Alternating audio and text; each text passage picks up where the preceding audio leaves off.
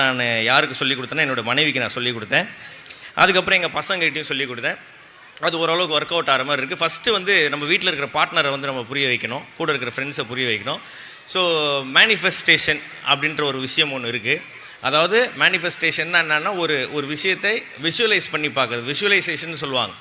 எப்போதுமே நம்ம ஒரு விஷயம் நினச்சிக்கிட்டே போவோம். இன்றைக்கி வந்து பார்த்தோன்னா மிஸ்ஸுக்கிட்ட நான் செம்ம திட்டு வாங்க போகிறேன், இந்த எக்ஸாமில் நான் ஃபெயில் ஆகிட போகிறேன், இந்த கேள்வி வந்து வராது, நம்ம படித்த கேள்வி வராதுன்னு நினச்சினே போனால் அதுதான் நடக்கும். எத்தனை பேருக்கு அதுமாதிரி நடந்திருக்கு? சும்மா ஒரு 2-3 பேர் கை தூக்குங்க.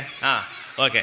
ஏன்னா அதை நம்ம நினச்சிட்டே போகிறோம். ஸோ அப்போ இதுவே வந்து நீங்கள் தூங்குறதுக்கு முன்னாடி நீங்கள் படித்தது 4 கேள்வியாக இருந்தாலும் இந்த 4 கேள்வியும் 20 மார்க் கேள்வியில் வருது. அதில் போய்ட்டு வந்து நான் அப்படியே எழுதுகிறேன், அப்படியே ஒரு 60 மார்க் வாங்குகிறேன், பாஸ் ஆகிறேன்டா அப்படின்னு நினச்சிக்கிட்டே நீங்கள் தூங்குனீங்கன்னா அந்த 4 கேள்வி அட்லீஸ்ட் 3 கேள்வியாக வரும். நீங்கள் நினைக்கிறது தான் நடக்கும். அதாவது நிறைய பேர் ஒரு சூட்சமத்தை சொல்லுவாங்க, ஆனால் அதை வந்து முழுசாக சொல்ல மாட்டாங்க. நம்ம